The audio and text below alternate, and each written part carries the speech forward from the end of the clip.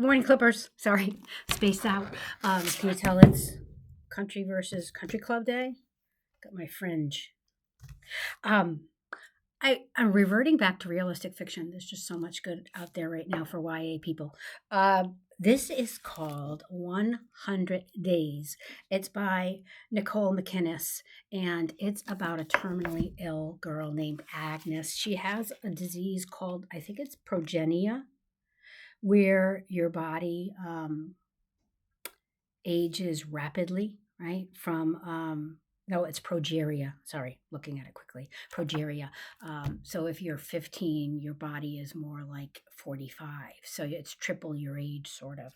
But anyway, it's about these three kids, Agnes, Moira, and Boone, who are friends, and how this disease and some dating that starts happening affects their friendship.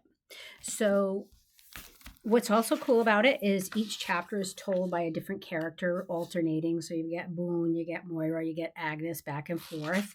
And chapter 1 of 100 Days starts with Boone. Okay, so Boone's starting off the book. Day 100, March 17th. I don't know if I mentioned she only has 100 days left to live, Agnes. I step onto the packed dirt just outside the front door and rub my hands together. I blow on them for good measure, which never helps. There's something comforting in the gesture, though, like maybe I have some minuscule bit of control over this one simple thing, warming my fingers. Of course, that's a complete joke. Where the hell are the leather work gloves, the ones I've only recently started to think of as my own? The gloves used to belong to my father, like most everything else in my life. I head to the paddock and say, "Yeah, same to you," as the gelding grumbles, a low whinny. The sound is both friendly and demanding, like, "I love you, man. Now throw my freaking breakfast over the fence." For some reason, it makes me want to wrap my arms around the horse's neck in a hug. Diablo would never stand for it, though, not until after he finished eating. I grab a fake flake of alfalfa a fat flake of alfalfa from the open bale on a pallet in the makeshift feed room. I take the purple bucket from its hook and scoop some sweet, expensive senior feed into it until the bucket's a third full.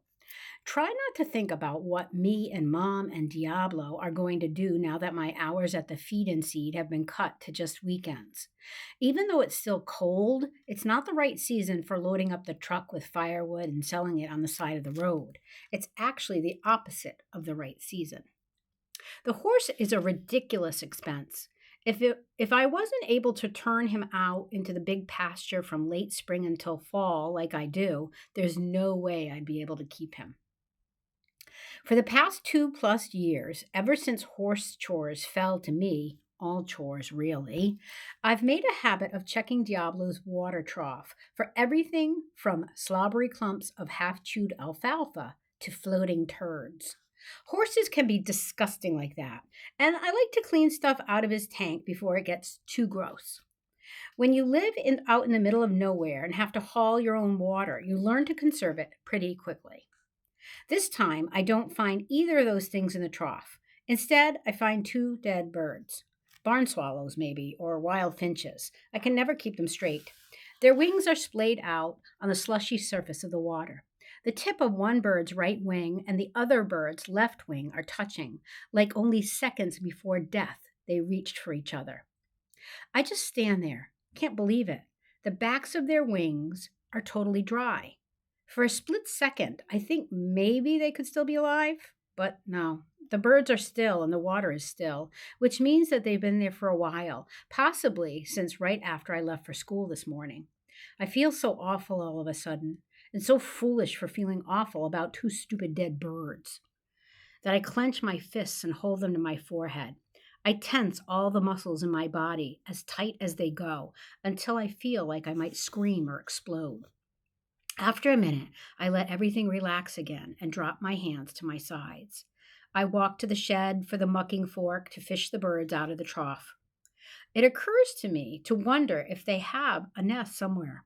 Spring is just a couple of days away, after all. It's not unusual at this time of year to see small birds trying to guard their nests from huge pillaging ravens. Somewhere close by, a cluster of naked, wide beaked chicks might be, right at this very second, cheeping for their parents to return with some tasty earthworms. I could try to locate any potential babies, but then what? Their chance of survival with two dead parents would be nil, and it's not like I have the time to nurse a nest full of newly hatched mouths to feed. It does no good to linger on that thought. It does the opposite of good, in fact. Lingering on thoughts like that is just one more thing that makes me weak, so I push the images from my mind. Remind myself that nature can be a heartless bitch. I swipe my eyes with the cuff of my jacket and then look around in case anyone saw, which is moronic. Who would be crazy enough to be standing away around out here in the middle of nowhere in this late in the day kind of weather? Don't answer that. I think trying to cheer myself up is probably the first sign that I've finally gone completely mental. Back at the trough, I lower the mucking fork into the water and bring it carefully up under the birds. A part of me is half afraid they'll startle and flap at the sensation, but nothing happens. One bird falls from the mucking fork as I lift it, plops back into the water, wings akimbo.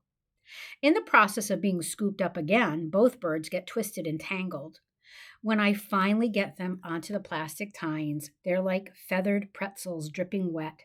They'll be frozen solid before some other animal finds and eats them in the next day or so. Circle of life or whatever. I say a few words in my head before flinging them as far over the pasture fence as possible. Something like, "Thank you for these birds. Amen." It will be getting dark soon. After hanging the fork back on its hook inside the feed room, I head toward the forest with a flashlight to look for a piece of wood to keep in the trough. Years ago, I overheard one of my dad's horseshoeing clients talking about how it was smart to keep a fat stick inside the water tanks so animals that go in could get out. Otherwise, they drown in there, creating a botulism threat. And when that happens, you have no choice but to empty the whole trough and bleach it, wasting potentially hundreds of gallons of water that you've spent precious time, money, and water wear and tear on the truck hauling it from town to your cistern, which is exactly, I realize, what I'm going to have to do now. Yeah, because the birds contaminated it, right? I was so not expecting that first chapter to be just about, what's his name, Boone. We don't hear anything about the other characters yet. So it's certainly got me. Look at the cover too. It's very inviting. It's one of the reasons I pulled it off the shelf. And let me tell you, I don't know if we had this discussion before, but we do judge books by their covers. Don't let anybody tell you differently. That's why publishing companies spend so much on marketing and design. And they try out different covers. When I come to talk to you about the nutmegs, hopefully, I'm going to talk a little bit about that. So again, 100 Days by Nicole McInnes. If you're interested, shoot me a chat or come visit the library, even better, right? See ya.